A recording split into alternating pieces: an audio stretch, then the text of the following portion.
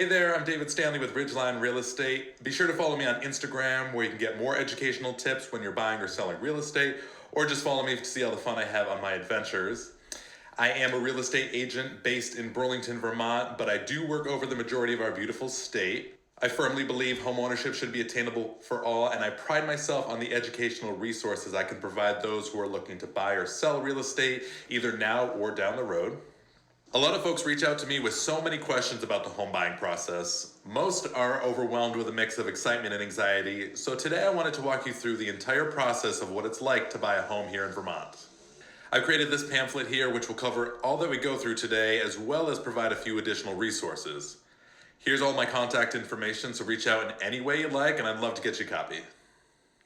So to start, just know that a typical real estate transaction involves 7 parties: a buyer and a seller, each working with a real estate agent, each working with an attorney, and a buyer is generally working with a lender.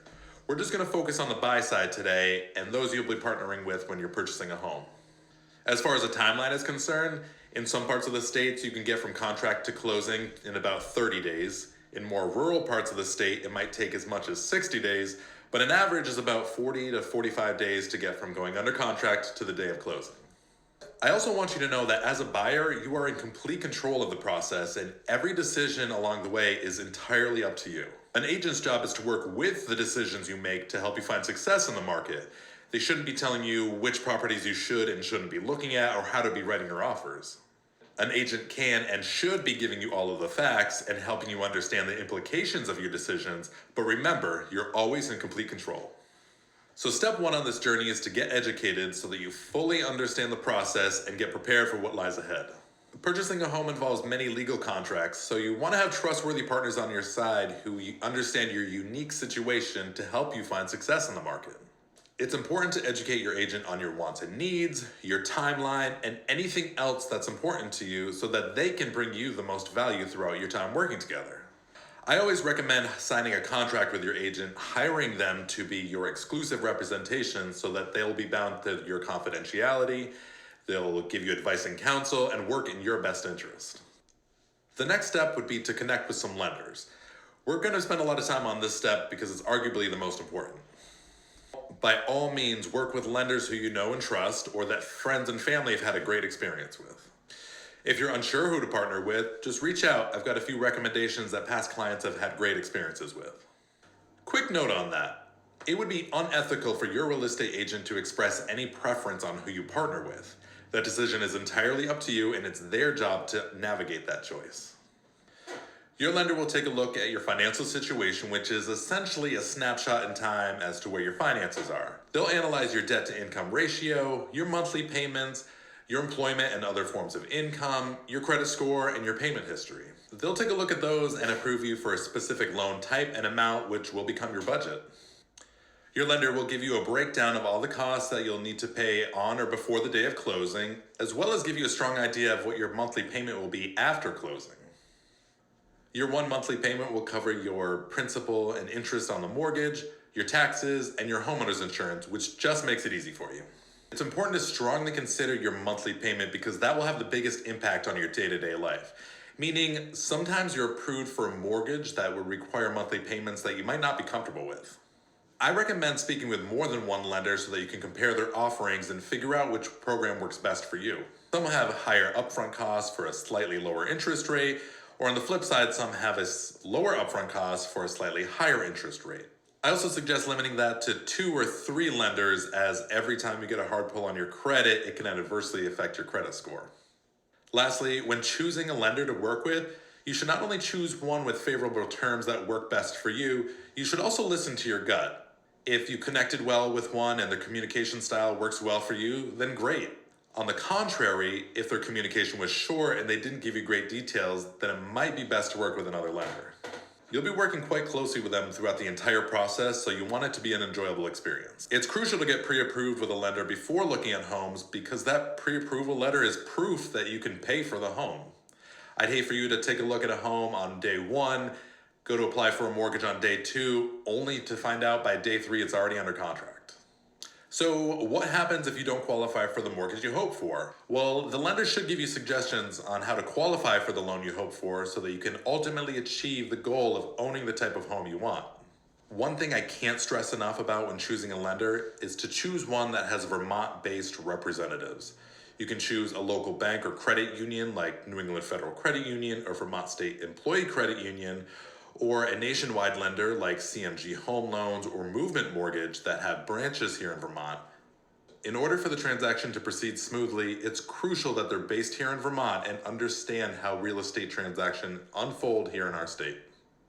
Avoid companies like Quicken Loans or Rocket Mortgages who don't have employees here in our state and only complicate the process with their lack of local expertise.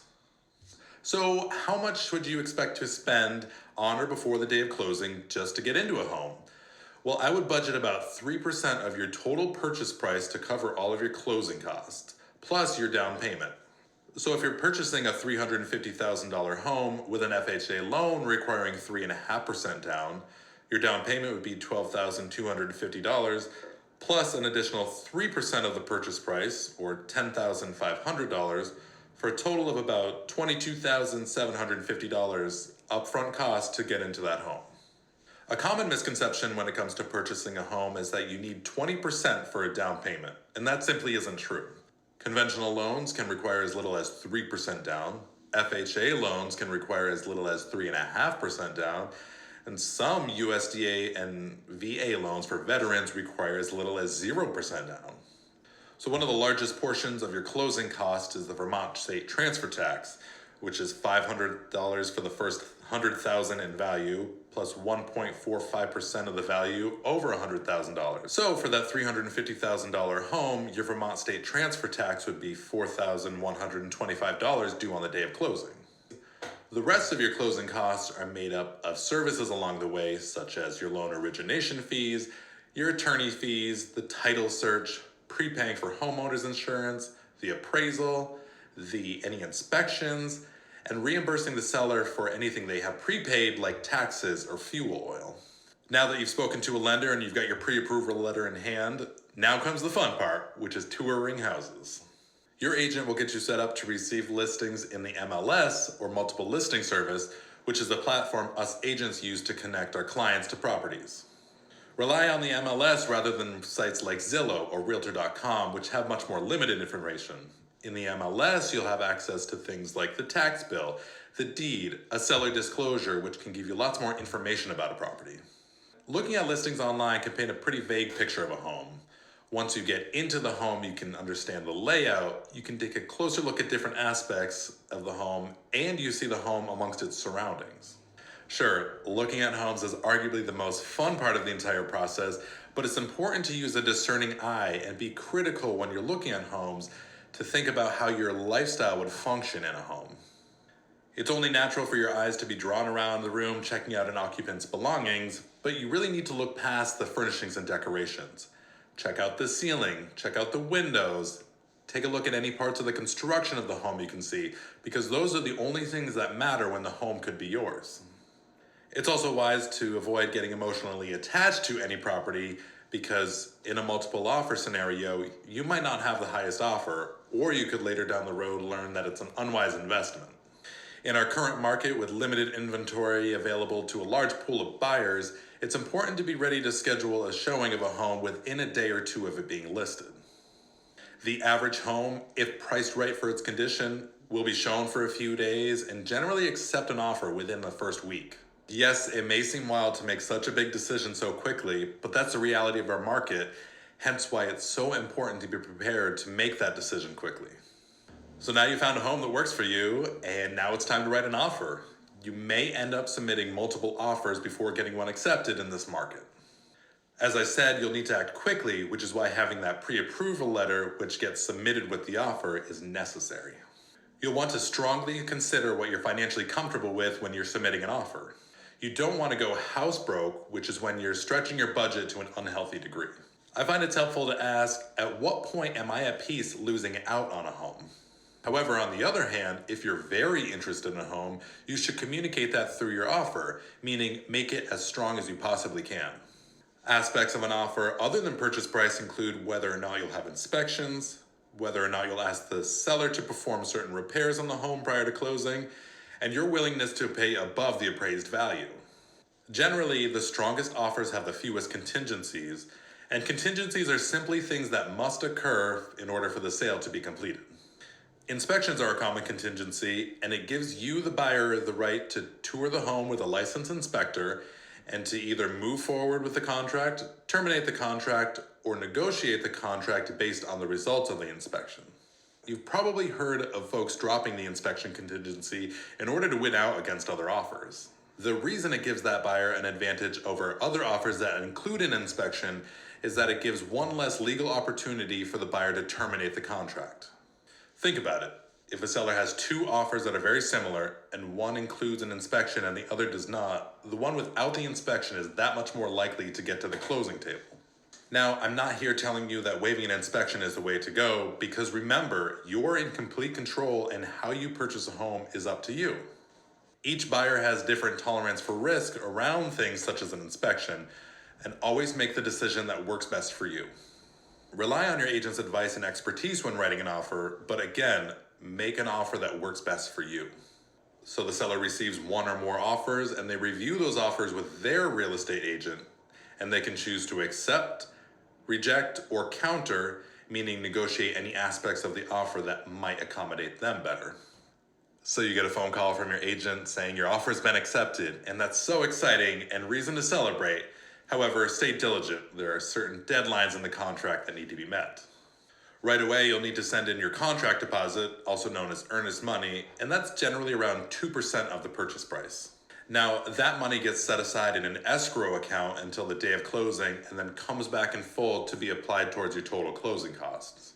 Your lender may reach out to you for a few more documents or signatures, and if you haven't done so already, you can choose a real estate attorney to represent you during the purchase of your property. If you don't have any in mind, I can certainly recommend a few. It's very important that you have as little impact on your financial situation as possible during this time. Don't take out any new loans while you're under contract. Don't go celebrate with a new car or finance a new furniture set, as this could change the financial situation and impact your ability to obtain the mortgage for the home you're under contract on. Even actions that seem wise, such as paying off debts or accepting a new higher paying job, could have an impact on your financial situation. Always consult your mortgage lender when you're making any decision that can impact your financial situation. Your home purchase will contain some contingencies, which again are just conditions that need to be satisfied to complete the purchase of your home. The most common is a financial contingency, which depends on you preserving your financial situation and meeting deadlines so that on the day of closing, you'll still be eligible for receiving the loan that you've applied for. Along with the financial contingency generally comes an appraisal contingency. That's when the lender will send out a licensed appraiser to determine the true market value of the property, which in turn determines how much they're willing to lend. Other common contingencies are things like inspections, which will occur, and then the results will be reviewed by you and your agent to determine whether any action should be taken or not.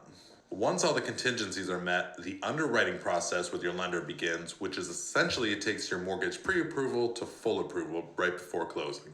Before lending you such a large sum of money to purchase the home, the lender wants to verify your ability to repay the loan and document any associated risk with you as a buyer, as well as any risk associated with the home.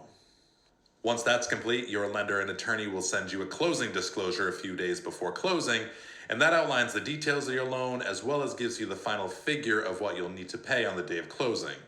Then you'll have plenty of time to either set up a wire transfer in that amount or get a bank check to bring with you on the day of closing.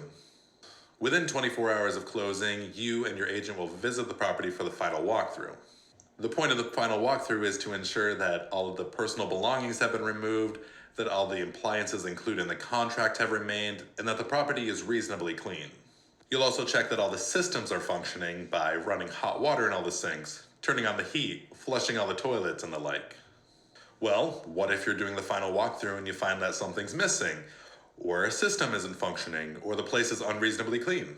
That's why we like to do the walkthrough 24 hours ahead of closing, is so that the seller will have time to address our concerns. If they're unable to address those concerns, then the attorneys can escrow funds out of the seller proceeds to pay for the items that need to be addressed.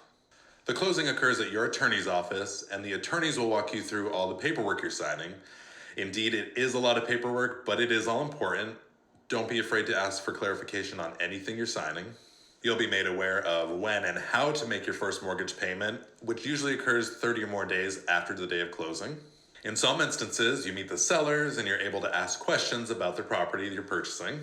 At the end, you'll receive the keys to your new home, and that's when the celebrations can truly begin. So, those are the steps to becoming a homeowner here in Vermont. I hope I provided some clarity on the process. This, of course, is a simplified version of the process, but it really can be as straightforward as that. Each transaction is unique, which is why it's so important to have a real estate agent, a lender, and attorney you can trust to help navigate your transaction.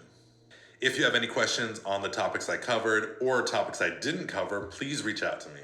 Thank you so much for tuning in, and stay educated, stay diligent, and trust your partners to help you become a homeowner.